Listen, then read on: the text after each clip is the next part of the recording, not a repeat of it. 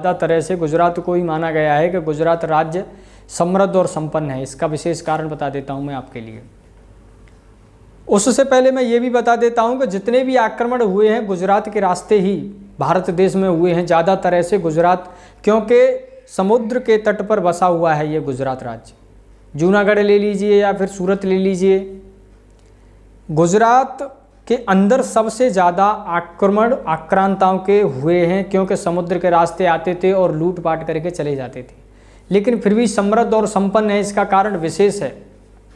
जिस समय पर भगवान श्री कृष्ण मथुरा नगरी को छोड़ करके आए थे, जबकि जरासंध और भगवान श्री कृष्ण में युद्ध हो रहा था, 17 बार आक्रमण किया था जरासंध ने मथुरा पर, तो भगवान श्री कृष्ण ने सोचा कि मैं बार बार इससे युद्ध करूंगा, ये बार बार आकर के नगर के जो नगर निवासी हैं उन्हें क्षति पहुंचाएगा, और भी जो निर्दोष जनता है, निर्दोष मनुष्य उन्हें भी ये क्षति पहुंचाएगा। इससे तो अच्छा है कि इसको छोड़ दिया जाए, इस राज्य को छोड़ दिया जाए। तो जिस समय पर भगवान श्री कृष्ण ने मथुरा नगरी को छोड़ा था, उस समय पर मथुरा में रहने वाले निवासियों को अपने साथ लिया था और द्वारिकापुरी बसाई थी बीच समुद्र में।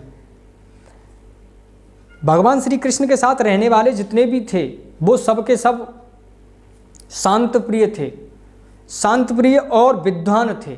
जहाँ पर विद्वान वास करते हैं वहाँ पर विद्या होती है।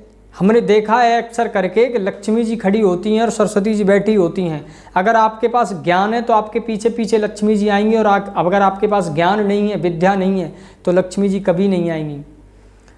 वो मारना, छीनना, छपटना, गुंडागिर्दी जितनी भी होती है, जिस राज्य में, कोई भी राज्य ले लो, जिस राज्य में अगर गुंडागिर्दी, छीना झपटी होती है, वो राज्य संपन्न और समृद्ध नहीं होगा, क्योंकि वहाँ पर ज्ञान की हानि है। और जहाँ पर ज्ञान की हानि होती है वहाँ पर लक्ष्मी जी कभी वास नहीं करती हैं।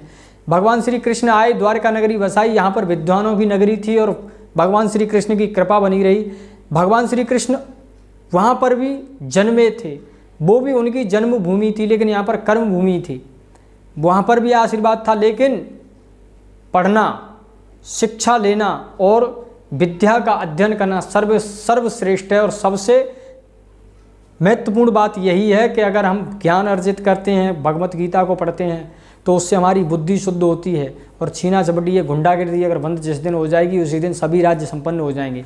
यही कारण था भगवान श्री कृष्ण का कि लेकर के मथुरा से यहाँ पर आए थे गुजरात में। वो क्यों आए थे कि वहाँ पर बार बार आक्रमण जरासंध कर रहा था, और जरासंध जब जब आक्रमण करता था तब तब वो यही कार्य करता था, लूटा खसूटा और युद्ध करने के बाद निर्दोष जनता को मारता था, निर्दोष प्राणियों को मारता था। और मगध का राजा था जरासंध, और भगवान श्री कृष्ण ने जब ये द्वारका नगरी बसाई थी तो उसके बाद ये गुजरात बसी थी, जिसे आज गुजरात राज्य कहते हैं। उस गुजरात पर भगवान श्री कृष्ण की कृपा है। और अगर हम अध्ययन करते हैं, सही तरह से रहते हैं, श्रीमद् भगवत गीता का पाठ करते हैं, ग्रंथों का अध्ययन करते हैं, जिससे हमें सरस्वती की प्राप्ति होती है। और सरस्वती की प्राप्ति अगर आपको हो जाती है तो लक्ष्मी जी ऑटोमेटिक आप